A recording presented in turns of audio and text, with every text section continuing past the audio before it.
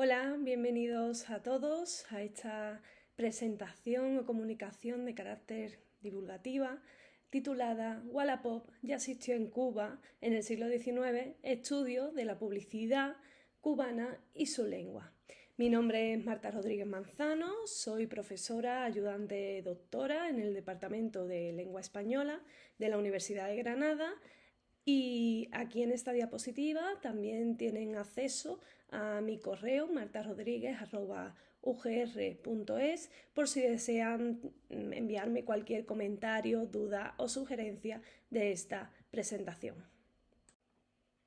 Esta investigación, que tiene por objeto de estudio Cuba y su lengua, ha sido posible gracias a la financiación y la ayuda de dos proyectos de investigación. El primero, titulado Cuba y Andalucía en el siglo XIX, estudio de los lazos lingüísticos y culturales desde las humanidades digitales, y el segundo proyecto, Lengua, Identidad y Memoria a través de cartas y la prensa de Andalucía y Cuba siglo XIX. En la página web del grupo Cuba 19, de la cual tienen aquí una captura de pantalla, pueden acceder al perfil de los investigadores que estamos en este grupo, a las novedades y noticias académicas vinculadas a los proyectos, así como a los materiales que sirven de base a las investigaciones que realizamos. Entrando ya propiamente en la temática de esta comunicación, mi objetivo principal es mostrarles los mecanismos de comunicación de los que se servía la población cubana para informarse de su realidad más inmediata, es decir, más cercana. Las noticias de la actualidad, tanto de la propia isla de Cuba o noticias internacionales, cómo se desarrollaba el mercado inmobiliario cubano, así como qué productos se importaban y exportaban desde la isla, ¿no? O a qué acuerdos comerciales se llevaban a cabo en territorio cubano. Pues los periódicos realmente son una fuente muy rentable para obtener todo este tipo de información. Y gracias a los mismos y a la publicidad que estos contienen, podemos reconstruir de forma fidedigna cómo era la vida cotidiana de la población cubana durante el siglo XIX y XX. Entre la gran cantidad de publicaciones que se realizaron en la isla, destacamos algunos de los diarios que les enumero aquí, ¿no? Les muestro en esta diapositiva, como pueden ser La Gaceta de La Habana, El País o El Diario de La Habana. Todos estos diarios se encuentran digitalizados y están a disposición de los usuarios y pueden consultarse en la hemeroteca digital de la Biblioteca Nacional de España. Gracias a las páginas publicitarias de los diarios podemos conocer cómo y dónde residía la población cubana. Sabemos que en el siglo XIX se alquilaban y vendían propiedades de todo tipo, ya fueran haciendas, casas, estancias, casas de baja planta y de alta planta. Incluso localizamos anuncios en los que los anunciantes, que eran propietarios particulares, solicitaban intercambios de viviendas asemejándose al portal inmobiliario actual o incluso a una especie de Airbnb. Aquí les muestro algunos ejemplos de estos anuncios, ¿no? Pues la primera muestra podemos leer: se alquila una casa extramuros, es decir, fuera de lo que era el centro de la ciudad, en la calle del Palomar, número 100. Además, gracias a esta información podemos reconstruir el mapa, ¿no? Podemos acercarnos a la toponimia de la Cuba del siglo XIX, y que cuenta con 4 cuartos y todos menesteres por su ajuste, por el precio convenido. Se solicita alquilar también una casa que tenga zaguán y 4 o 5 cuartos que esté situado en la plaza vieja, sea baja o alta, es decir, que sea solamente de planta baja o que tenga tanto planta baja como planta superior. Y como les he informado ya, pues también encontramos esos anuncios de permuta, ¿no? De intercambio entre hogares. Se solicita permutar una buena casa baja de zaguán y un cafetal por otra de alto, cuyo precio no exceda los 30.000 pesos.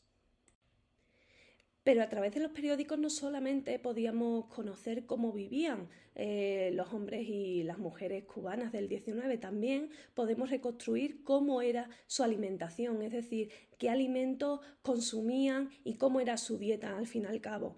Entre estos anuncios encontramos alimentos como aceitunas, salchichón, alcaparras, pepinos, azúcar, café. Además hay mucha demanda de estos productos del azúcar y café, que localizamos que hay barcos que exportan estas mercancías desde el territorio cubano.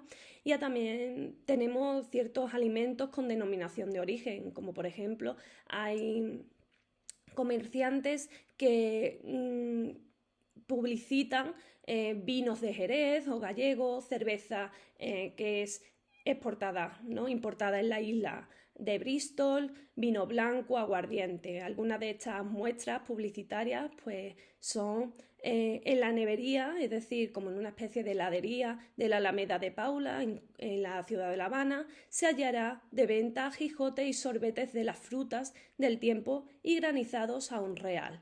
Todo con el mayor aseo, ¿no? Los propios comerciantes aprovechan estas muestras publicitarias para promocionar sus mercancías y también pues, para dar una imagen positiva de sus comercios.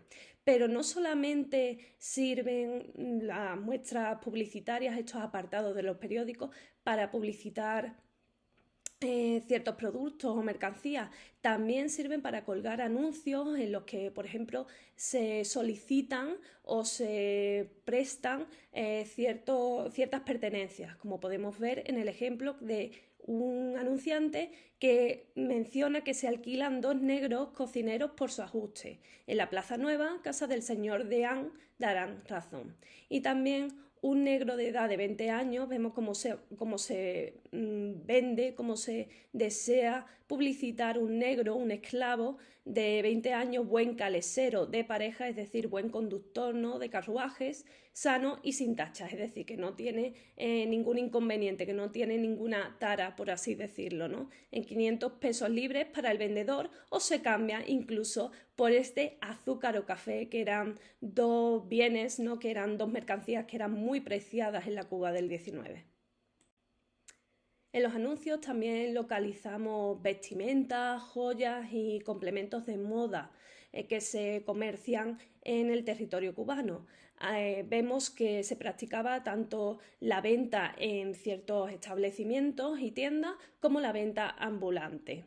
De hecho, encontramos un anuncio muy curioso en el que se menciona que se alquila un negro joven de buena presencia que está hecho a vender, es decir, que puede ser vendedor de ropas para la calle, ¿no? Vemos como esa venta ambulante, esa especie de mercadillos de vestimentas ya se practicaban en la Cuba del 19. También vemos que hay anuncios de pérdida de objetos o de vestimentas que pierde la población cubana y que desea reclamar, y para ello utilizan los propios periódicos, ¿no?, para informar de estas pérdidas que se llevan a cabo en la ciudad. El 28 del corriente se huyó un negro ladino de edad de 22 años, nombrado Antonio, bajo de cuerpo, vestido con la camisa de Ollán. Aquí podemos ver cómo vestían esos esclavos, ¿no?, de Olán, una camisa de Olán, con su vuelo, calzón de Carranclán rayado de azul y blanco, con sus tirantes, en la casa número 87, calle de la Obra Pía. Don Clemente Hichazo gratificará completamente al que diere noticia cierta de su paradero. Es decir, los periódicos, estas secciones que sirven como murales de actualidad cubana, como podrían ser actualmente los grupos de Facebook, pues vemos cómo se venden, se alquilan, pero también se reclaman ciertas pérdidas, ¿no? Se denuncian ciertas huidas de esclavos, por ejemplo. Vemos también cómo se vende un alba de encajes, una casulla de tela de plata guarnecida, es decir, adornada, de galón de oro en precio equitativo, y en caso de comprarla a algún sacerdote, vemos que en este caso la venta está dirigida a un perfil específico. En caso de que la compre esa casulla, ¿no?, que es una prenda asociada al grupo eclesiástico, pagará solo la mitad de su valor en efectivo, es decir, tendrá un cierto descuento, ¿no?, por la adquisición de esta prenda. En esta diapositiva les muestro un anuncio también de estas vestimentas que se pueden encontrar, que están disponibles para la venta en la tienda del cazador. Pues se documentan vestimentas como vestidos negros de punto de Flandes, idem, vestidos también negros a 80, y de vestidos también blancos con sus mantones, pañuelos de punto de Flandes, velos, pañuelos de seda chicos, vestidos de géneros de China superiores. Vemos que mercancías que están hechas a la manera de esos países exóticos o que incluso pueden haber sido importadas desde estos territorios. Además, los diarios cubanos nos sirven para acercarnos al ocio y la cultura que tenían a su disposición la población cubana. Aquí les traigo un anuncio sobre una suscripción a una revista o a unos volúmenes destinados sobre todo a receptores, es decir, a clientes o a lectoras, sobre todo mujeres. Dice: el nuevo papel periódico dedicado a las señoras, bajo el título del Correo de las Damas, debe comenzarse a publicar el sábado 16 del corriente en la imprenta del Gobierno y Capitanía General, en cuya librería estará abierta la suscripción por el precio de 5 reales. Sabemos también cuál era el importe que debían abonar estas damas, ¿no?, que querían tener esa suscripción a la revista para los de la ciudad y 6 para los de extramuros, diferenciando un precio para los que se encontraban en la propia Habana o los que venían de territorio fuera, ¿no?, de la propia ciudad. También se suscribe en la de Don Juan de la Puerta, frente al Brazo Fuerte, y Tienda de los Pedrajas, calle de Rielas, ¿no? A través de estos anuncios, pues vemos cómo se comercian libros que abarcan distintas temáticas, como por ejemplo la obra de matemática de Bayles, el Diccionario Universal de Agricultura, también muchas novelas e incluso tratados de literatura española, y también destacan por su presencia, ¿no?, y por su constante venta lo que son la Sagrada Biblia, es decir, lecturas de carácter sagrado, ¿no?, o bíblico. En cuanto a su tiempo libre, ¿no?, en el tiempo que les restaba después de sus quehaceres y obligaciones cotidianas, pues la población cubana sabemos que podía ir a teatro. De hecho, se promocionan muchas comedias, muchas obras, muchas tragedias en el territorio cubano, como la que tienen aquí: Comedia, Quitar de España con honra, El feudo de 100 doncellas, en la que harán los principales papeles la señora Tamborino y el señor Rosales. Tonadilla, El país de los monos, un sainete, El payo de Centinela, entrada ordinaria. Y también se celebraban unas especies de maromas, ¿no?, que dice: hoy jueves, después de las oraciones, es decir, después de la hora de asistir a misa, la compañía de la maroma ejecutará una excelente función de maroma, en la que pues tienen el gusto de atraer, ¿no?, y también de que puedan asistir todos estos hombres, mujeres y niños que deseen acercarse, ¿no?, a ver esta clase de espectáculos. Otra muestra publicitaria curiosa que encontramos en los diarios es, por ejemplo, esta publicidad, ¿no?, que se le da a la asistencia o a la llegada de un enano a la ciudad, ¿no? Acaba de llegar a esta ciudad el pigmeo don Ramón Díaz, natural de La Jabón, que, habiendo obtenido permiso del excelentísimo señor presidente, gobernador y capitán general, se hará ver al público todos los días desde las 8 de la mañana hasta las 10 de la noche en la casa número 90. Nos dan la localización precisa, ¿no?, calle de San Ignacio, y la entrada, que vemos que vale a 2 pesos.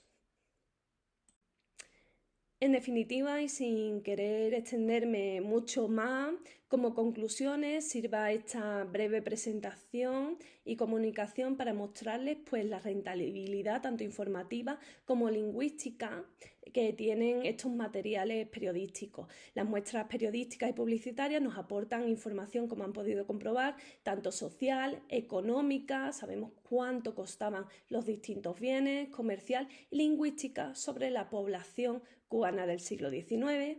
También los diarios, como han podido ver, actuaban como canales comunicativos, como esos muros sociales e informativos sobre el día a día de la isla. A través de ellos, los lectores cubanos tienen acceso a la actualidad más inmediata, más de su día a día, cercana, y a las transacciones comerciales de todo tipo, tanto de vestimentas, de alimentos, de ajuar, de mobiliario, que se iban realizando en este territorio. Además, me gustaría concluir que los investigadores debemos aprovechar, ¿no?, todos los avances tecnológicos, todas las digitalizaciones, todos los repositorios, toda la labor de escanear documentos que están realizando instituciones, bibliotecas, archivos, ¿no?, y acercarnos a este tipo de materiales debido a su alta rentabilidad, en todas las disciplinas, en todos los campos académicos, ¿no? Solamente así podremos realmente conocer qué pasó en el pasado en distintos puntos geográficos, ¿no?, y acercarnos más fielmente y documentalmente a lo que es nuestra historia, en definitiva. Bueno, y con esto concluyo mi presentación. Muchísimas gracias por su atención. Espero que les haya sido amena y entretenida.